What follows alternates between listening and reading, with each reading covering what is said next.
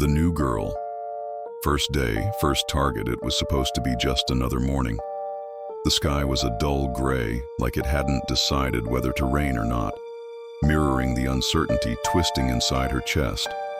Her name was Mia, 17, quiet, eyes always scanning the ground. This was her third school in 2 years, a new beginning again. But she knew better than to hope it would be different this time. She stood outside Crestfall High's iron gates for a few seconds longer than she should have. Not because she was admiring the architecture. No, the place looked like every other school she'd fled from. Same brick walls, same empty banners flapping weakly in the wind. She was just bracing herself, bracing for the glances, the questions, the whispers. Because new kids, especially ones who dress in gray hoodies, carry old sketchbooks and speak in near whispers, they don't slide under the radar. Not here. The hallway swallowed her whole. Crestfall High had its own ecosystem, territories and hierarchies that were unspoken yet ruthlessly enforced. The jocks dominated the central cafeteria zone, loud and territorial. The it girls moved in packs, all sharp eyeliner and sharper words. And then there were the ghosts, the loners and quiet ones. Mia recognized them instantly, but even the ghosts knew how to survive here. They didn't make eye contact. They didn't speak unless spoken to. Mia made the mistake of walking with her head up. It happened fast. She passed a group of girls at the lockers, polished, perfect, plastic. One of them, Amanda, turned sharply. Blonde waves, manicured nails, a practiced smile that didn't reach her eyes. The leader. "You're new," Amanda said, voice sugar-coated, with venom. "Where'd you crawl out from?" Mia blinked. Her mouth opened, but nothing came out. A beat. A second beat. "She's mute," another girl laughed. "Oh my God, that's so creepy." Laughter. Snickers. A phone camera clicked, and just like that, Mia became a story. Within hours, rumors had blossomed like weeds. The new girl doesn't talk. The new girl draws dead people.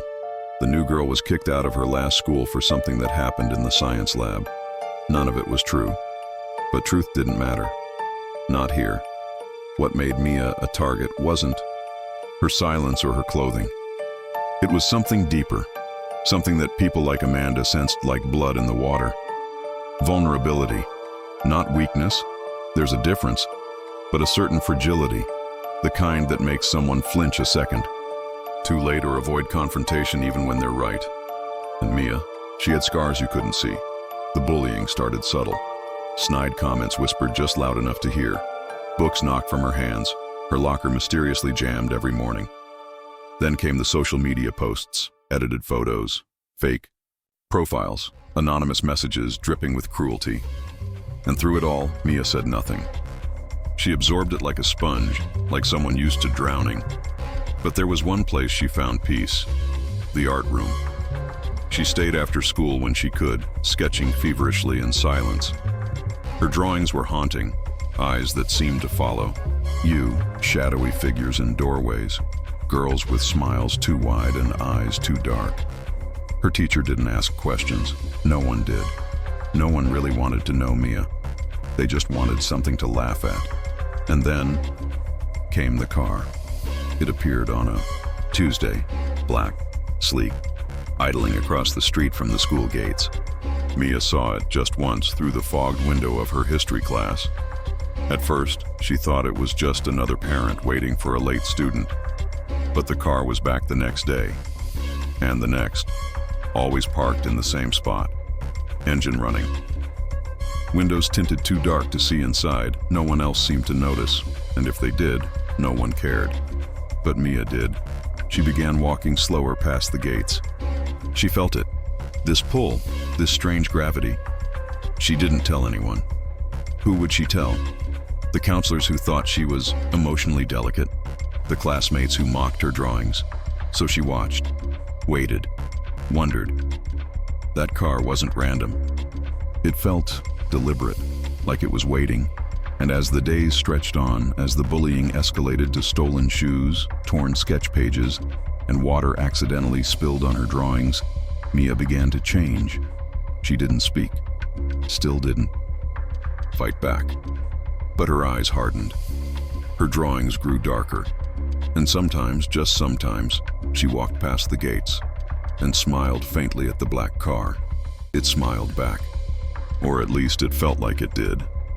That was the first time Mia didn't feel alone, and Crestwood High had no idea what was coming.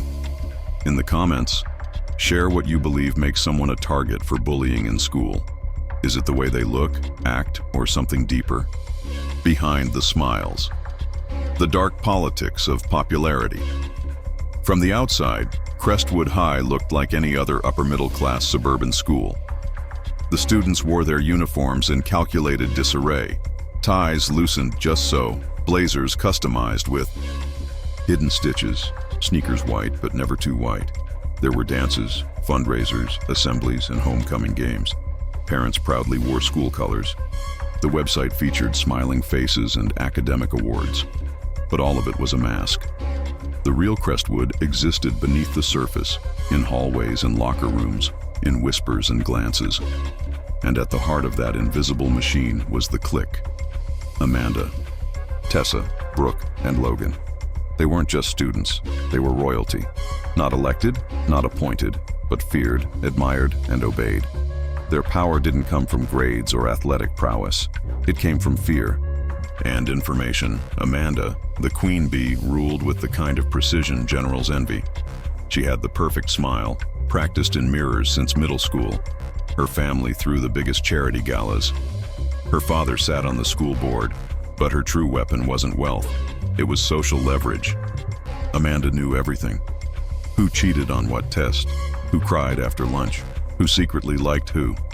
Her clique operated like a miniature intelligence agency. Surveillance disguised as gossip, propaganda masked as popularity. Tessa was the enforcer, a walking paradox of blunt honesty and subtle threat. She played volleyball, not because she loved the sport, but because it gave her access to every locker room rumor. Brooke, quiet and always lurking behind her phone, was the chronicler. She filmed everything, from hallway meltdowns to under-the-table scandals. Her camera lens was both shield and scalpel. And Logan, the only boy in the group, was the manipulator. Handsome, sarcastic, with a charm that made teachers overlook his late homework and made girls ignore the way he laughed when someone else was hurt. Together, they were untouchable. But what most never saw, what even their victims didn't understand, was the reason behind their cruelty. Because bullies, especially the intelligent ones, don't act without motive. Their meanness isn't always mindless. Sometimes it's strategic. Sometimes it's a defense. Amanda had built her empire on fear because she was terrified of irrelevance. At home, she was just another accessory in her mother's social climb. If she didn't dominate at school, she disappeared. Her world only made sense when others were beneath her. Tessa had scars, literal ones, from a past she buried so deep even Amanda didn't know the full story. So she hit first, verbally, emotionally, before anyone could hit her. Brooke didn't believe in real connections. Her parents were always traveling. She was raised by screens and surveillance. Watching others gave her purpose, but also isolation. Every video she saved was a wall around her, a shield to keep people out. And Logan? Logan had learned long ago that people liked the villain if he smiled enough. So he wore masks within masks. Sarcasm as armor, flirtation as control. Underneath it all, he was lonely in ways he couldn't even name. None of them were born cruel. But power, it changed people, and power at Crestwood was currency more valuable than truth. The arrival of Mia threatened that balance, not because she wanted power, but because she didn't. She didn't play their game, didn't respond to provocation, didn't seek approval, and that terrified them. Because a person who doesn't care what you think of them can't be controlled. So they had to break her. At first, it was almost performative, a test. Could she be humiliated like the others? Could she be folded into the system? But when Mia stayed silent, when she didn't cry or run or lash out, they began to panic. In group chats filled with emojis and screenshots, they dissected her silence like it was an act of rebellion. She thinks she's better than us. Amanda wrote one night. Let's see how long that lasts. But underneath the screen glow bravado was a slow, creeping fear. Because Mia wasn't like the others. And something about her silence, her stillness, her eerie focus felt dangerous, like she was watching, recording, waiting. And then, of course, there was the car. By now, all four of them had noticed it. Logan joked that it looked like a cop car. Brooke insisted it was someone's paranoid parent. Amanda said nothing. But that night, she dug through school records, just to see, just to know. But there was nothing. Mia's file was incomplete. No medical notes, no counselor history, no transfer letters from her previous school. Just an enrollment date and a name. No address on file. That night, Amanda didn't sleep well, because behind all the smiles and the selfies and the gossip, behind the sparkling reputation and the curated cruelty, there was one thing the clique feared more than exposure: unpredictability, and Mia was becoming very unpredictable. Silent suffering. The hidden wounds. No one sees. Every morning, Mia woke up with a lump in her throat. It wasn't a physical pain. Not the kind you could treat with aspirin or tea. It was something deeper, something far less visible. An ache that stretched across her chest, tightening with each breath as the clock ticked closer to another school day. Another 8 hours of pretending she didn't hear the whispers, didn't see the stares, didn't feel the weight of being other. She moved through her house like a ghost, tiptoeing past the bedroom where her father still slept with a bottle by his nightstand. He never asked about her day. She never volunteered anything. Their silence was a pact neither had the energy to break. At school, Mia became something else. A shadow that others mocked but never truly saw. Psychological pain doesn't scream, it whispers, it creeps. And for Mia, it lived in the small things. In the way her hands shook when she tried to open her locker, wondering if someone had jammed it again. In the split second, she hesitated before walking into the cafeteria, scanning for an empty corner where she wouldn't be noticed. In the half smile she gave the librarian when handing in a book, hoping someone, anyone, would look past the surface and ask, "Are you okay?" No one ever did. Inside her head, the noise never stopped. It looped like a broken recording. Why do they hate me? Why won't they leave me alone? What did I do wrong? Maybe if I just disappear. She scribbled these thoughts in the margins of her sketchbook. Not with words. Words betrayed her. But with images. A girl with no face. A hallway that stretched into darkness. A hand reaching out of a mirror. Her art was her scream. And yet, no one heard it. There were moments she tried. Moments where she stood outside the counselor's office, heart racing, hoping someone would notice her before she chickened out. Once she even walked in, sat across from a woman with kind eyes and an even kinder voice. But as soon as she opened her mouth to speak, the words crumbled. "It's nothing," she had whispered. And the counselor, drowning in a sea of students with louder voices and more obvious wounds, had nodded sympathetically and let her go. But it wasn't nothing. It was everything. The taunts weren't always loud. Sometimes it was a paper passed with a stick figure drawing labeled "freak." Sometimes it was the way the group would go silent when she entered a room, then erupt in laughter the moment she passed. One day, someone poured soda into her backpack. Ruined her books. Ruined 3 weeks of sketches. She didn't cry. Not in public. She learned how to hold it in. How to clench her jaw so tight it ached. How to take longer bathroom breaks so she could sob silently into a paper towel. How to walk slower between classes to avoid crowded hallways where insults floated like airborne disease. Isolation wasn't just physical. It was emotional, mental, spiritual. At lunch, she sat alone. At home, she existed alone. Even online, she was alone. Because who wants to hear about someone else's misery when they're busy curating a perfect life?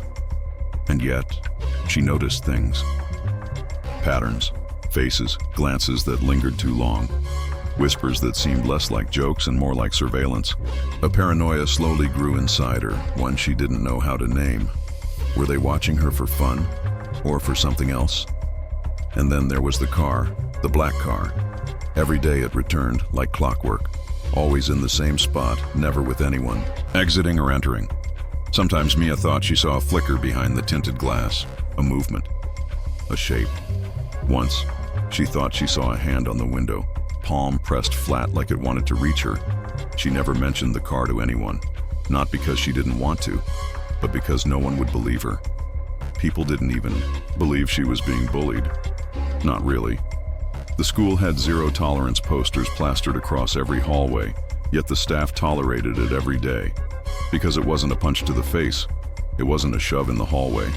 It was psychological warfare, and that kind of cruelty rarely leaves bruises. So Mia carried her pain like armor, invisible, heavy. Her smile, when she forced one, was mechanical. Her silence, once born of shyness, had become a strategy, because speaking gave them ammunition, and still, she hoped. She hoped that one day someone would notice. That one day someone would see past the facade and understand that she wasn't okay. That being strong didn't mean she wasn't breaking. That surviving wasn't the same as living. But day after day, she disappeared a little more, until even her reflection began to look like a stranger. And as the days stretched on and the bullying twisted deeper into cruelty, that black car, its presence quiet, unwavering, felt less like a mystery and more like a promise that everything was about to change. The stranger appears, a black car, a watchful eye. At first it was just a detail. A car parked across the street from Crestfall High, sleek, black, and too pristine to belong in the student lot. Most people wouldn't notice it. Students were too absorbed in their morning rush, earbuds in, heads down, Instagram feeds open. Teachers barely had time to sip their burnt coffee, much less scan the sidewalk for anomalies. But Mia noticed. She always noticed the things no one else did. The car had tinted windows so dark it was impossible to see inside. It never honked, never flashed its headlights, never even pulled out of the spot. It simply existed. A silent observer, parked perfectly parallel to the gate, waiting. On the first day, Mia thought it was coincidence. On the third, she wondered if it belonged to a parent with erratic drop-off habits. By the second week, it became clear the car wasn't there for anyone else. It was there for her. There was something clinical about its presence, cold, unnerving, yet somehow comforting. It was absurd, she knew. Why should a stranger in a dark vehicle feel like the safest thing in her world? But the feeling grew with every day the car returned. It never followed her home, never made a move. But she could feel its gaze, even without eyes, watching, measuring, waiting. She mentioned it once to her art teacher in the most casual way she could muster. "There's this car outside. Been there every day?" The teacher blinked, shrugged, and went back to grading. Later that day, Mia stood across from the gate and did something she'd never done before. She waved, just once, small, barely perceptible, and the car's engine, still, running, gave a faint, almost imperceptible purr.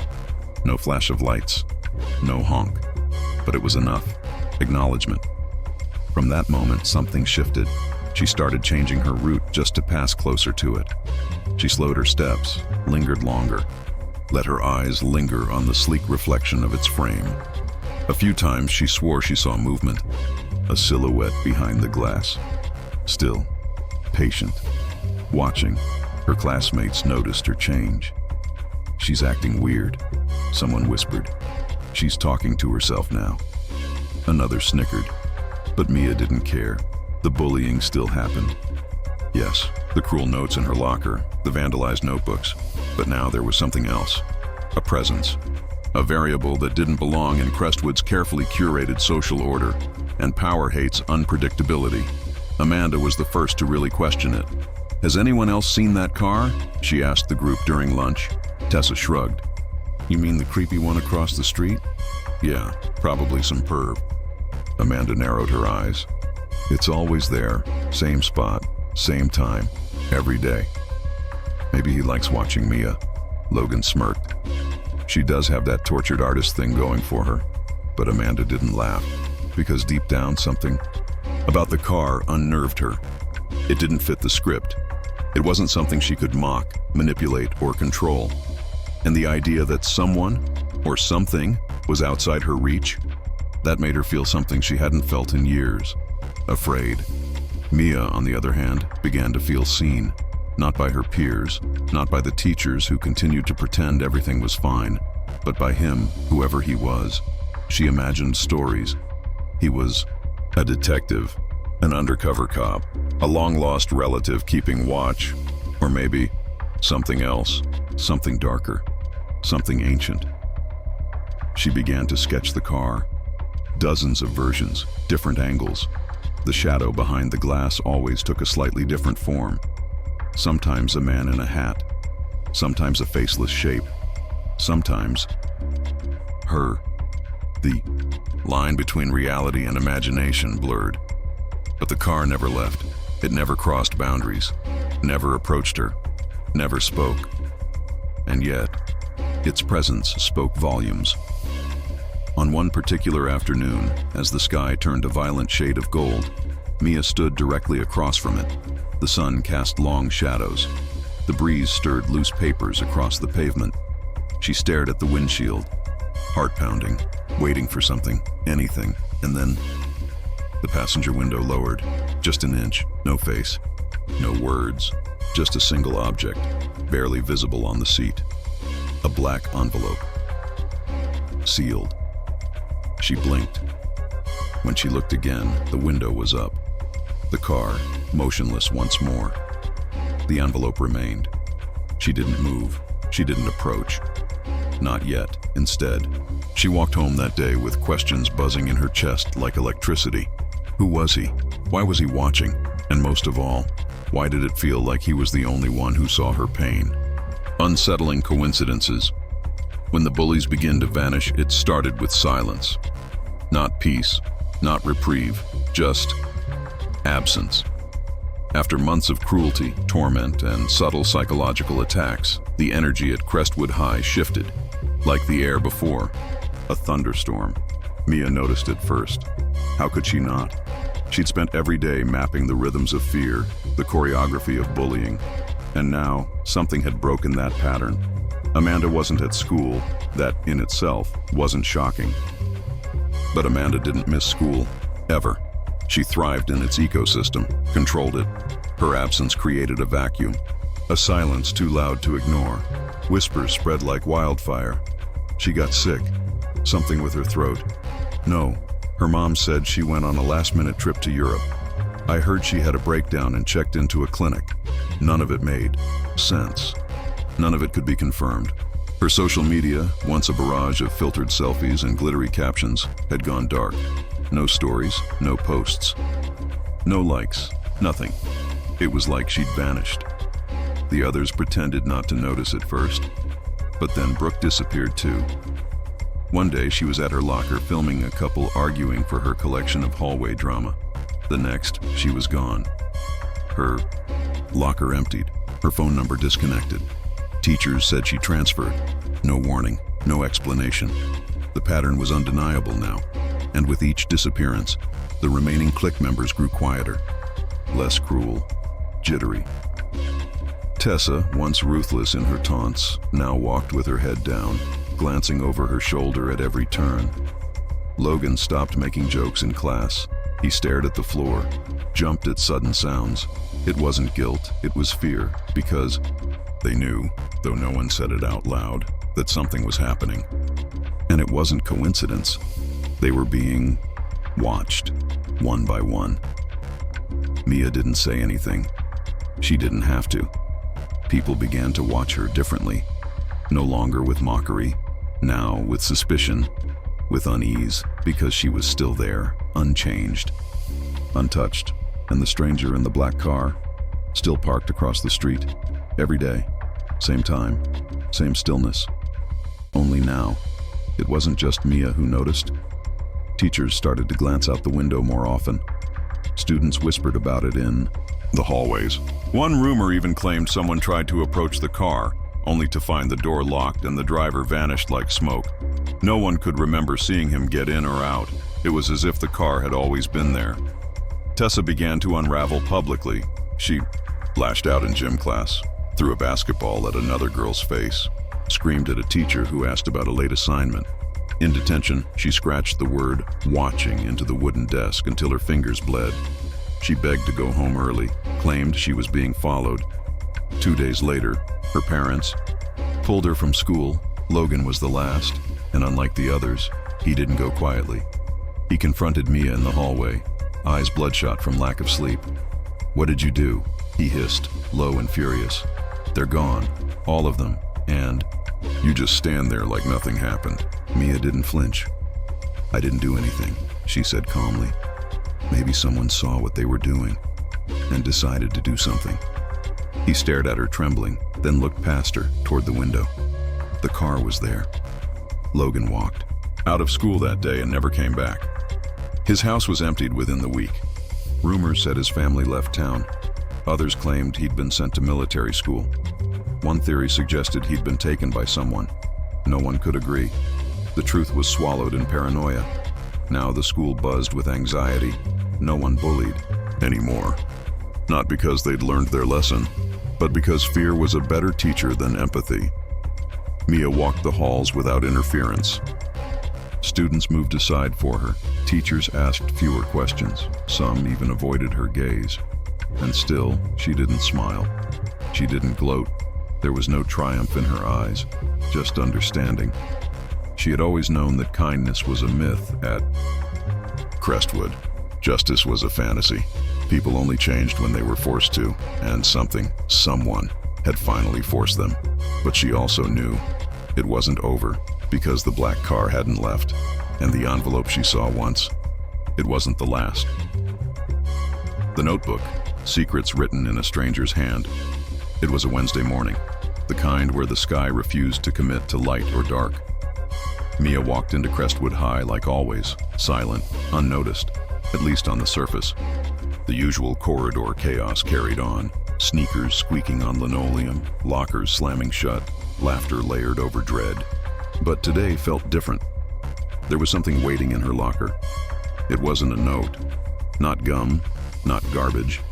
It was a notebook, unmarked, midnight black, bound in leather that looked older than anything a student would own. No name, no logo, just a small embossed symbol on the cover, a perfect circle intersected by a vertical line with 2 diagonal cuts at the top and bottom. She had seen that symbol before, on the stranger's car, etched faintly near the rear license plate, like a hidden signature no one else seemed to notice. Her fingers trembled as she picked it up. The weight of it was unnatural, not heavy in mass, heavy in meaning. The leather was warm to the touch, almost alive, as if it had been waiting for her. She opened the first page and stopped breathing. It was her name, written in ink so dark, it looked like it had bled from the page itself. Mia Ellison. Below it, a date. The first day she arrived at Crestwood, and under that, a paragraph written in a style that mimicked her own inner monologue. The girl arrives unnoticed, but the walls see her. The floors remember the weight of her steps. The air holds her silence like a prayer never spoken. She flipped to the next page, her childhood home, described in perfect detail. The chipped banister, the way the kitchen faucet leaked, the names of every neighbor on her street. Things she hadn't thought about in years. Things she had never told anyone. The pages blurred beneath her fingertips as she flipped faster, desperate and horrified. Each entry was more personal than the last.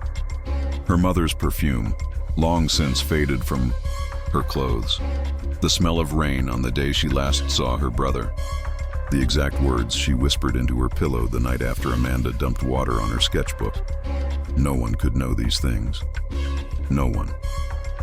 But someone did. Every entry ended with the same symbol. The circle, the vertical line, the 2 slashes. Like a signature, like a seal. By the time she reached the middle of the book, her hands were sweating. Then she found a blank page, and below it, just one line. "You are not alone." No signature, no date, just that. Mia didn't cry. But she felt the burn behind her eyes, the weight in her chest. Because for the first time in a long time, the isolation cracked. Someone knew her. Not just the mask she wore, not just the broken girl people labeled as quiet or weird. Someone saw her. But who and why? That night, she didn't eat, didn't draw. She sat on her bed, notebook clutched tight, reading every line again, searching for patterns, clues. She looked up the symbol on her phone. It didn't exist, at least, not publicly. No matching iconography, no cults, no mythology, nothing. But when she held the notebook near her window, letting the moonlight hit the cover, something shimmered, barely visible. Like a watermark, a name, a word. Vigil. It wasn't printed. It wasn't written. It was burned into the leather, so faint it only revealed itself under the right light, at the right angle. Vigil. The next morning, the black car was gone. For the first time in weeks, its spot was empty. Mia's stomach dropped. She felt the absence like a wound. The one constant, the silent watcher, gone. But as she stepped into the school gates, something made her look up. There, taped to the underside of the arch above the entrance, was another symbol. Same shape, smaller, but drawn in fresh ink. Just for her. She walked past it without hesitation. Inside her locker, no more notebooks, no more letters. But she knew now. She was being watched, protected, studied. She didn't know if it was comfort or warning, but she knew this. Everything had changed. Reversals. The hunter becomes the haunted. For months, they owned the hallways. Amanda, Brooke, Tessa, Logan, they dictated the unspoken rules of Crestfall High.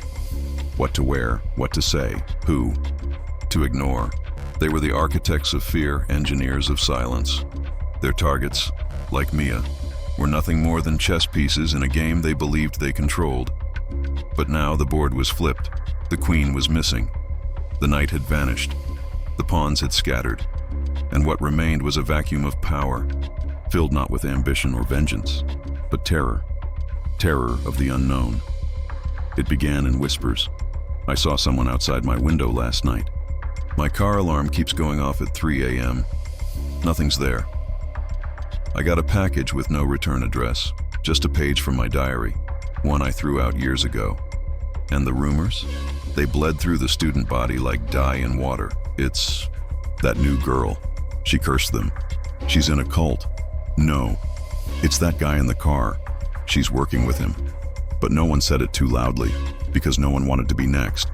Even those who had laughed before now walked in silence. The ones who used to taunt Mia now avoided eye contact. Some changed their routes in the hallways to avoid passing her. Others deleted social media accounts, terrified of being watched, and some tried to make amends. Emma, a fringe member of Amanda's, Click approached Mia one morning with shaking hands. She held out a folded note, no words, just a drawing. A pair of eyes, open wide, staring. Beneath them, "I'm sorry." Mia took the paper, didn't speak, just nodded once. That night, Emma's family dog went missing. She found the leash at her doorstep, coiled like a question. The next day, she transferred schools. It was clear now. Apologies couldn't erase fear. The school itself changed. The laughter was hollow. The morning announcements sounded like eulogies. Classrooms stayed quiet. Fewer students stayed late. The art room, once Mia's hidden refuge, became a destination for the curious and the frightened. Some students stared at her like she was a prophet. Others, like she was the executioner. And Mia? She said nothing. She still walked alone, still carried her sketchbook, still passed the window where the black car had once stood like a statue. Only now, her steps were different, measured, intentional. She wasn't running anymore. She wasn't hiding. She was watching. Mr. Harris, the chemistry teacher, noticed. He'd taught at Crestwood for over a decade. Seen his share of student drama, but nothing like this. He watched the school shift around Mia like the tide around a stone. Students whispered her name like it summoned something. He tried to speak with her once, asked if everything was okay. She smiled at him, not politely, not warmly, but knowingly, and said, "Things are exactly as they should be." That night, Harris found his classroom door unlocked. Nothing stolen, nothing vandalized. Just a photo on his desk, a class picture from 5 years ago. The frame cracked, his face scratched out. He didn't ask her anything after that. Paranoia crept into the faculty now. They began reviewing hallway footage more often, questioning every absence, updating student records obsessively, but no one could find patterns. There was no evidence, no fingerprints, only fear. And the fear was spreading. The janitor quit after claiming he saw shadows moving in rooms he hadn't unlocked. The security guard began parking closer to the main entrance, engine running. One student claimed they saw Amanda in the mirror of the third-floor bathroom. Not a reflection. Amanda herself, screaming, then gone. Most didn't believe it, but no one went near that bathroom anymore. The hunter had become the haunted. Mia's name was spoken in hushed tones, not with cruelty, but with reverence. The girl who once walked in silence now walked with gravity, like the air shifted to make room for her, like the walls themselves held their breath when she passed. And though the black car had not returned, its presence lingered, in dreams, in shadows, in symbols that appeared on lockers, on notebooks, in condensation on the mirrors, the symbol, the circle, the line, the 2 slashes, always watching. And the message was clear. Crestfall High had a new order now. No more kings, no more queens. Just the fear of being seen, and the knowing silence of a girl who once prayed to be invisible, and was now the most visible of them all. The principal's secret, a past, tied to the stranger. Principal Grant was always seen as the pillar of Crestfall High. Polished, punctual, a man of structure and control. With salt and pepper hair, a sharp suit every morning, and a voice that never raised above a calculated tone, he was respected, even feared, but never questioned. He ran the school with military precision. Disruptions were swiftly dealt with. But if you looked closely, there was something behind his eyes. A weariness, a haunted stiffness. Mia saw it first after the disappearances began. He changed, slightly. His morning announcements became shorter. He paced more in his office. Once Mia passed by and saw him staring out his window, not at the students, but across the street, at the spot where the black car always parked. He was sweating. In October, the change was subtle. But then, so were most shadows until they swallowed you whole. It wasn't until the school newspaper's archives went offline for maintenance that Mia became truly curious. She hadn't been interested in the principal. But now, something felt off. So she went to the public library instead, where Crestwood's oldest records were stored, dusty and unindexed. And she found it, buried in the 1989 edition of the local newspaper. A headline that had once gripped the town but was now lost to time. Crestwood student dies in tragic river incident, no charges filed. The victim's name was Ethan Maris, 17, a loner, artistic, described by classmates as weird and quiet, drowned during a senior prank gone wrong. The story claimed it was an accident, but there were details that didn't sit right. His hands were bound, his mouth was gagged, no adult supervision was present, and in the background of the article's blurred photo, a familiar face, young, smirking, wearing a Crestwood varsity jacket, name printed beneath, Thomas Grant, Principal Grant. Mia froze. Her fingers trembled against the page. Her chest tightened. She turned the page, found the follow-up article. It confirmed what the first one hinted at but wouldn't say. Ethan was a victim of bullying, of targeted hazing, of a game they used to call the mark, a game where one student would be chosen each semester as the target. Anonymous notes, public shaming, rumors, isolation, emotional torture disguised as jokes. And once the target broke, left school, cried publicly, lashed out, points were tallied. Thomas Grant had been the ringleader. The game ended when Ethan drowned, but no one was charged. They called it an accident, said the students were just kids playing rough. That Ethan fell, hit his head, couldn't escape the current. The case closed. Families moved on, or pretended to. But one person didn't forget. Ethan's older brother, a man who disappeared from public view shortly after the funeral, quit college, cut ties, rejected every interview. But according to public records, he never left the state. His name? Julian Maris. And his last known address? Just 2 blocks from Crestfall High. Mia's blood ran cold. She flipped back to the notebook she'd been obsessively studying. She hadn't noticed before, on the inside of the back cover, near the edge of the leather stitching, barely visible without angled light, another word etched into the material: Julian. The stranger in the black car wasn't just watching her. He was watching them and Principal Grant. He knew. That explained everything. The stress, the stares, the rushed staff meetings, the sudden cancellations of after-school events. The way he now avoided eye contact with Mia entirely. She was no longer just a student to him. She was a reminder. A reckoning. He'd buried Ethan's story like the rest of them, but stories buried shallow eventually claw their way back to the surface. That night, Mia left a photocopy of the 1989 article on Grant's office chair.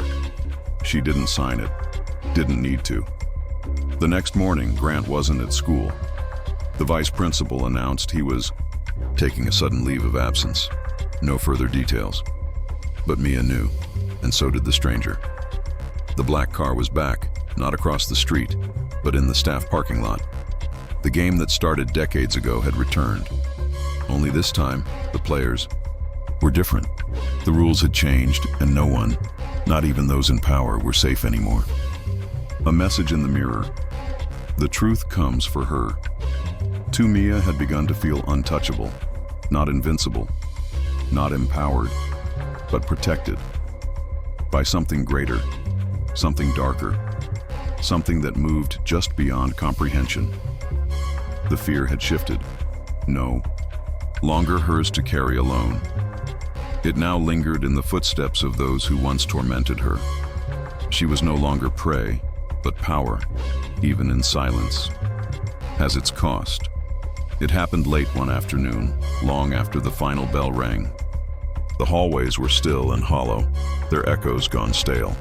Mia lingered in the third-floor bathroom, her usual place of solitude. She liked the way the old mirror cracked light, how the hum of the flickering bulb above gave the room an eerie familiarity. It was the only space in the school untouched by recent fear. Her hiding place. Until today. The first thing she noticed was the smell. Lipstick, sweet, synthetic, cherry-scented. There was writing on the mirror. Fresh, not graffiti, not vandalism. A message. You watched her break.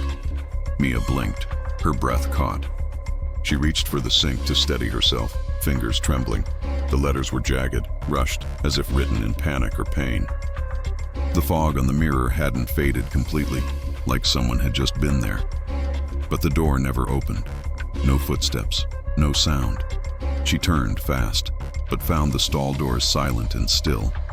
The room was empty, and yet, she was not alone. Her reflection stared back, but something in it had changed. The girl in the mirror looked older, heavier, sadder, a ghost of herself.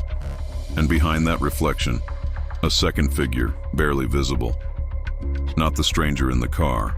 A girl, young, hair messy, eyes red. Mia staggered back. She knew that face. She hadn't seen it in years. Lena Markham. She was quiet, shy, sat 2 rows behind Mia in 8th grade history, always drawing on the margins of her books, always eating lunch alone, always in the way. Mia remembered one day, a joke told in cruel timing. She hadn't meant it to sting, hadn't thought twice when she passed Lena in the hallway and mimicked her walk for the amusement of the others. Hadn't said anything when the girls laughed and repeated it behind Lena's back. Hadn't stopped the rumors when they spread. Hadn't noticed when Lena stopped showing up altogether. Hadn't cared, until now. The bathroom stall door creaked open on its own. Inside, another message. You were silent, and silence is a choice. Mia's knees buckled. She crouched on the tiled floor, clutching her arms, because it was true. She hadn't laid a hand, hadn't shouted insults, hadn't vandalized or recorded or posted. But she watched, she heard the whispers, saw the isolation, knew the stories, and she said nothing. It was a different school, a different time, a different girl. But the pain had been the same. And the worst part, Mia hadn't remembered Lena until now. Had buried the guilt so deep it only resurfaced when the mirror forced it back. The next day, a photo appeared on her locker, a photocopy of an old yearbook page. 8th grade, Lena Markham. No smile, circled in red ink, a note scribbled below in pen that was not hers. Everyone pays their debt eventually. Mia carried the notebook in her bag now, but she no longer opened it. Its presence no longer comforted her. Its pages had begun to darken, to bleed into dreams, to whisper at the edge of sleep. The stranger in the black car had been watching them all, but someone else was watching her. Not for revenge, not for punishment, but for reckoning. Mia began seeing the girl from the mirror in other reflections, not in people, in surfaces, a shop window, a spoon, a puddle. Sometimes Lena would just stare. Other times her mouth moved in silent words. The message was always the same. You let me fall. Mia stopped sleeping through the night. The drawings in her sketchbook changed. No longer surreal expressions of pain. They were now specific. Scenes she had forgotten. Moments she denied. A desk with a broken pencil. A hallway with backs turned. A paper crumpled in a garbage bin labeled "Help." She began to realize something terrifying. The stranger hadn't saved her. He had awakened her. This wasn't vengeance, it was inheritance. Pain passed forward, unresolved, repeating, until someone remembered, until someone atoned. The confrontation. Stranger versus silence. The day began like any other. Gray skies, colder than usual. Air thick with expectation. But Mia knew today would be different. She felt it in the way the wind moved against her skin, how every door in the school creaked, just a little louder, how her footsteps echoed like footsteps in a cathedral. The students no longer laughed in the halls. They didn't whisper anymore. They barely looked at each other. They had become shadows in a building once ruled by noise. And in the middle of that silence, she made her decision. No more hiding, no more wondering. She would confront him. The man in the black car. She waited until after school, until the last teacher locked their door, until the janitor's keys stopped jangling, until the building exhaled its final breath. Then she stepped outside. The car was there, as it had always been, parked at the edge of the sidewalk like it belonged to the concrete. Engine humming, tinted windows like vacant eyes. But today, for the first time, the passenger door was open. No. Driver in sight. No voice calling her name. Just that door, open, waiting. She crossed the street slowly, each step heavier than the last. Her pulse screamed, her breath caught, but she didn't stop. Not now. She reached the door, looked inside, and saw him. He sat still, upright, hands resting on the wheel. No phone, no drink, just a figure cloaked in stillness. He wore black, not a uniform, not a suit, just a long threadbare coat and gloves worn at the fingertips. His face was pale, etched with time, eyes hidden behind dark lenses. His presence was both human and not. Mia opened her mouth, but no words came. He spoke first. You see them now, don't you? His voice was calm, deep, like a bell struck underwater. She nodded. I saw you. in the mirror, in the notebook, in the photos. He tilted his head.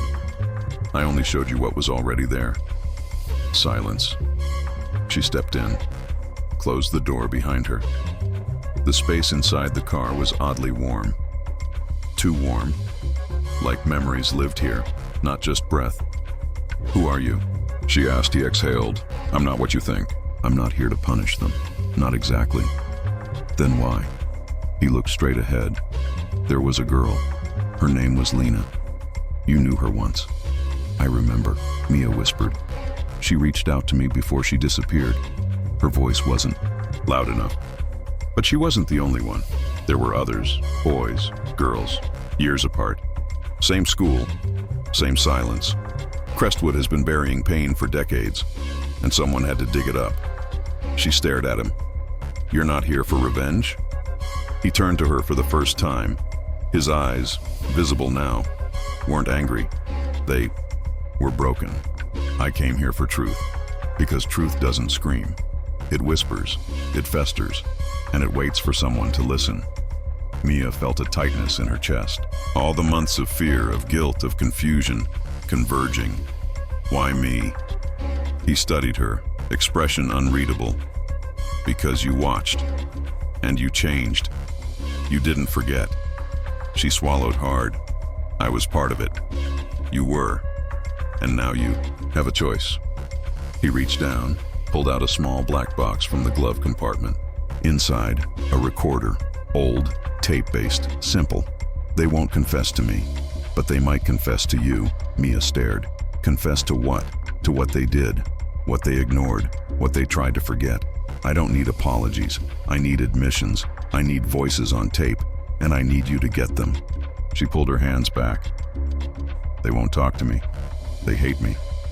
He leaned closer. They fear you. And sometimes, fear is the only thing that tells the truth. Mia took the recorder. It was heavier than it looked. She looked back at him. And what happens if I do it? Then the cycle ends. And if I don't? He looked out the window again. Then it never ends. Outside, the streetlights flickered. The wind picked up. Mia opened the door, stepping out into the dim world. The car remained, silent, unmoving. She looked down at the recorder in her hand, felt the weight of 100 broken voices inside it. Hers. Lena's, Ethan's, the nameless dozens that came before her. It wasn't revenge, it was redemption.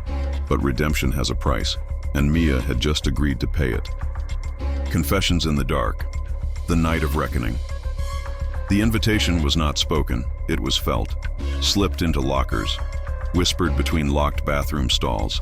A folded paper on a desk after class.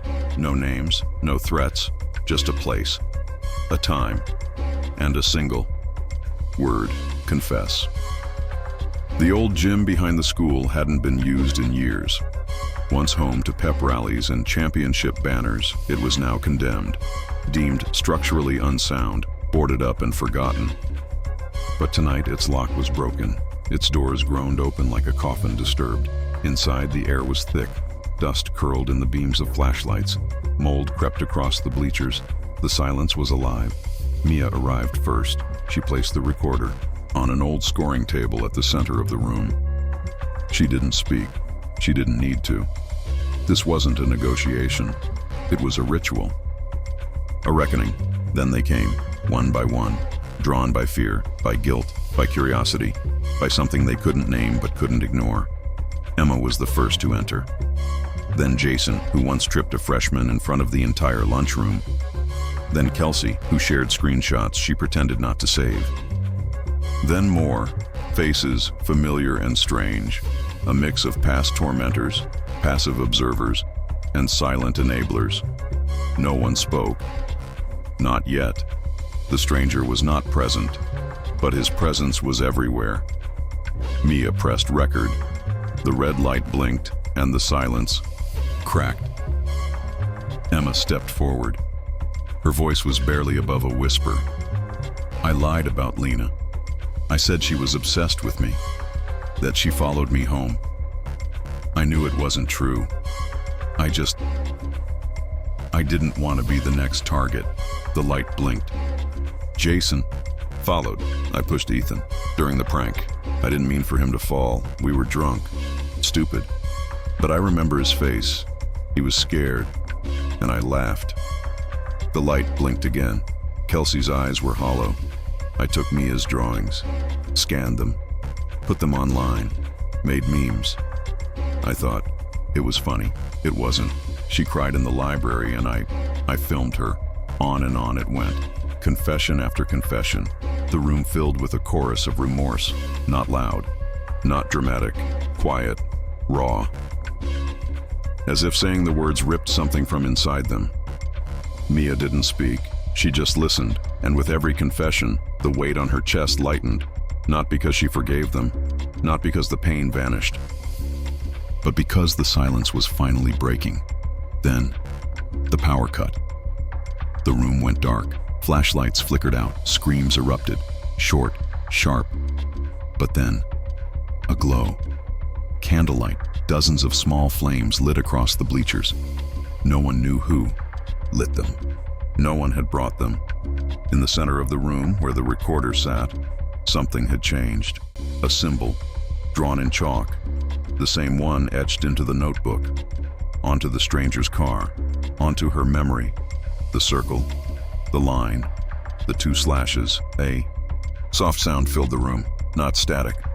A voice. The tape playing itself back. You see them now, don't you? It was his voice.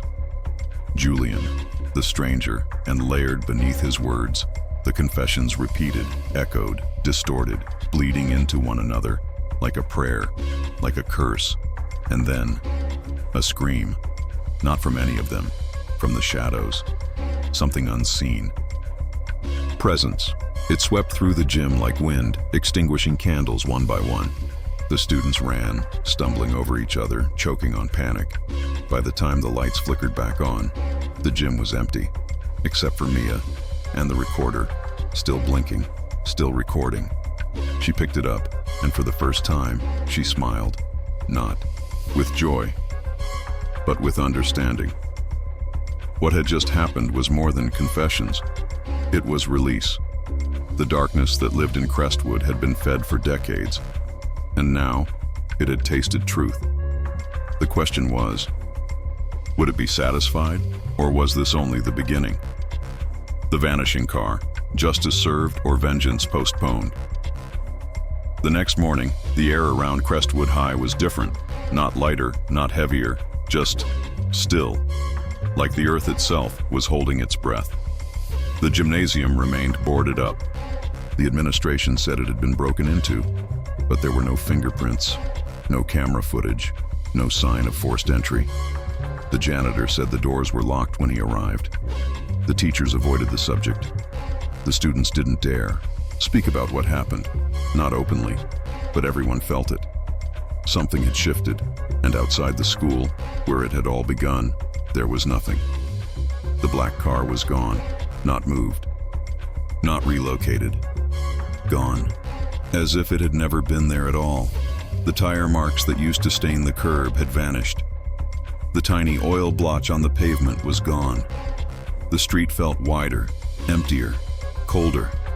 And yet, every student who had ever glimpsed that vehicle remembered it too clearly for it to be forgotten. Rumors spread fast. He was never real. Just a story to keep us afraid. No, I saw him. I swear I saw him speak to her. My sister said the car used to park outside her school 10 years ago. My cousin heard it's a government experiment, like a social guilt project. No, it was a ghost, a guardian, a demon, an angel. The theories clashed, mutated, spiraled, but no truth surfaced, not officially. The administration stayed quiet. When asked about the sudden leave of Principal Grant, they only issued a statement. Due to unforeseen health complications, Principal Grant has resigned. No press release, no photos, no farewell. His office was cleared out overnight, and, in its place, a padlocked door. Mia walked the perimeter every morning. No car, no shadow, no symbol. Just the echo of memories and silence. Even the recorder had stopped working. The blinking light that once captured raw confession now refused. To blink, the last tape, blank, not even static, as if the truth had consumed itself, leaving no trace. But inside the students, the change lingered. Emma, who once posted cruel videos, joined a student mental health group. Jason dropped out of sports to volunteer at a local youth shelter. Kelsey wrote an anonymous piece in the school paper titled "The Things We Don't Say," and Mia? She wasn't feared anymore, nor mocked. She was watched, not like before, through the lens of cruelty or mockery, but with curiosity, reverence, like a monument still standing after the storm. Yet Mia didn't speak about the car, not once, because, deep down, she knew something the others didn't. The car may have vanished, but its presence hadn't. The symbol appeared again, etched into her desk. Faint, hidden beneath peeling wood grain, then again, scratched into the corner of a library window, and once on a rainy day, reflected in the puddle near the courtyard. A shape, sleek, black, gone before she could blink. The stranger's mission may have ended, or paused, but the lesson was eternal.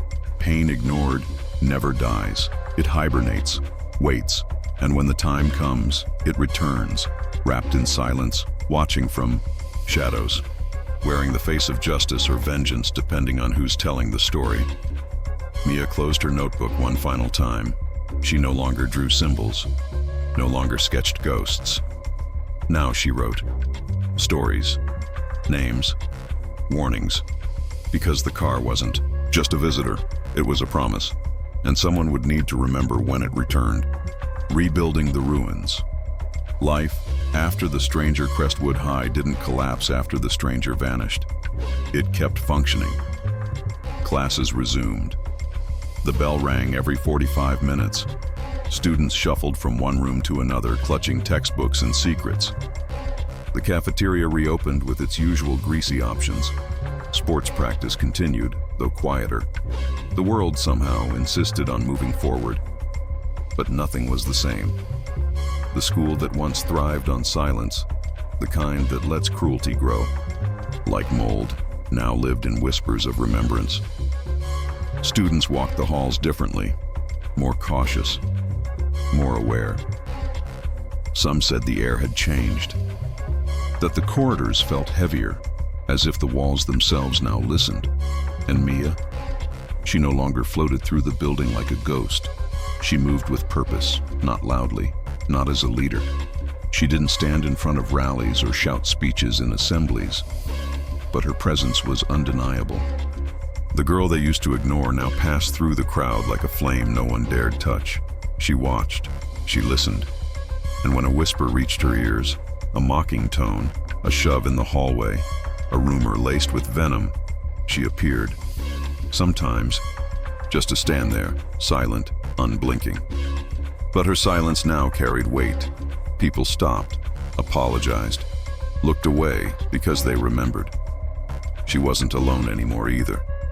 There were others like her, quiet students who once hid behind lockers, and library shelves who now nodded when they saw her. A silent alliance, unofficial, unbreakable, no rules, no hierarchy, just a shared understanding. We survived. One day, Mia walked into the school library. She asked for an old, unused journal, leather-bound, blank, something no one else wanted.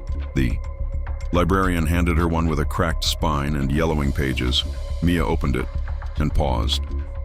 On the inside cover, faint but unmistakable, was the symbol, the circle, the line, the 2 slashes. She didn't question it. She took it as a sign. That evening, she sat in her room and began to write. Not stories, not dreams, but names, dates, incidents, the things she saw, the people who reached out, the rumors that came her way. She called it the second book. It wasn't for revenge. It wasn't even for justice. It was for memory, because forgetting is how the cycle begins again.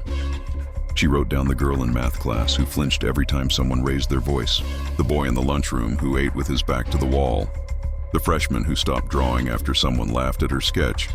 She didn't confront them. Not yet. She just watched. Because sometimes being seen is enough to keep someone from falling. The teachers noticed the change. So did the new principal, a nervous man with a permanent coffee stain on his shirt and eyes that darted whenever the old gym was mentioned. He kept his distance from Mia, never asked questions, never pressed her on what happened that night. He wasn't part of the past, but he could feel its weight. One afternoon, she left a copy of the second book's first page on his desk. No threats, just facts, just patterns, just warnings. He read it, and the next week, a new policy was implemented, a peer support program. Officially, it was run by staff. Unofficially, it was hers. The first meeting had 5 students, the second, 12. By the fourth, they had to move it to the auditorium. No one talked about the black car anymore, but they all remembered it. Its absence said more than its presence ever could. Some believed it was a ghost, others a figment, a psychological mirror reflecting guilt. But Mia knew better. He was real, and he was watching still. Through her. She didn't wear black. She didn't drive. She didn't haunt. She recorded. She waited. She remembered, because someone always forgets, and when they do, the car might return.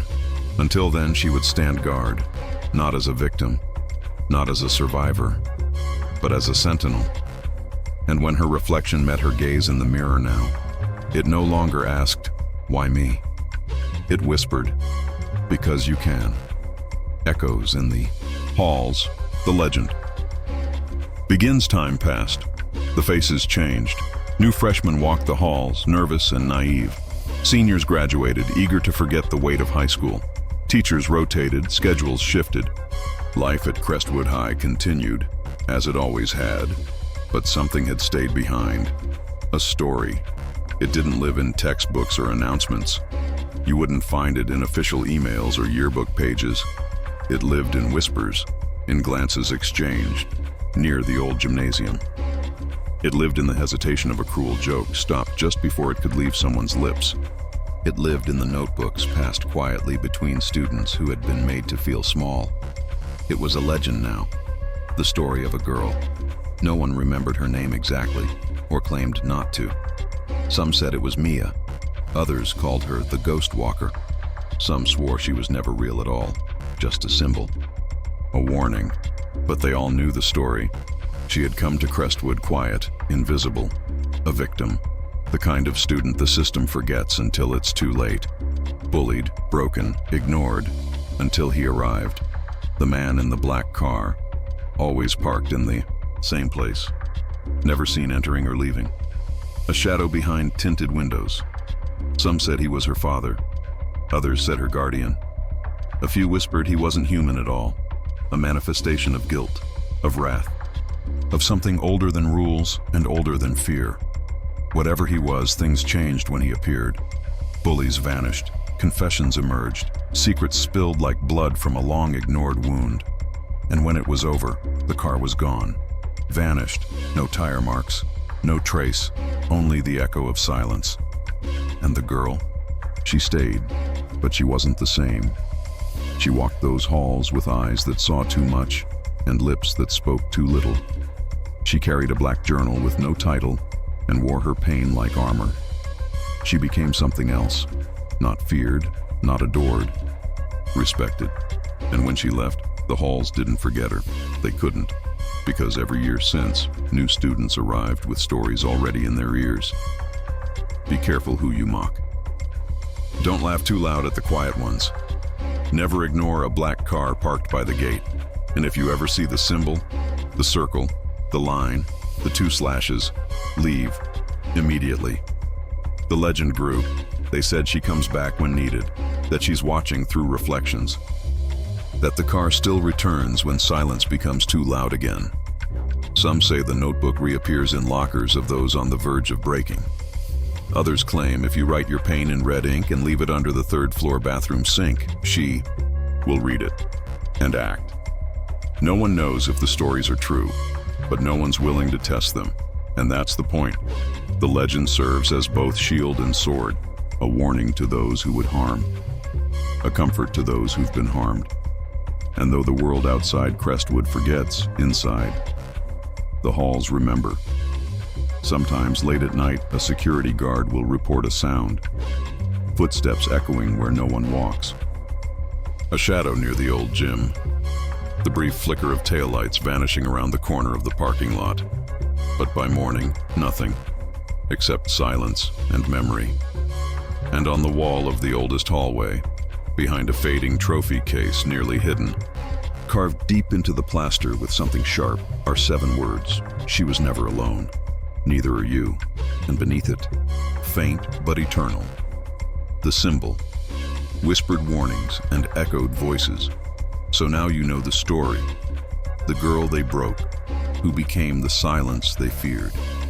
The stranger who watched and made the truth louder than their lies. And the school that tried to forget, but never could. But here's the part they don't tell you. This isn't just Crestwood. This isn't just Mia. This isn't just a black car. It's everywhere. Every school has its shadows. Every hallway has its ghosts.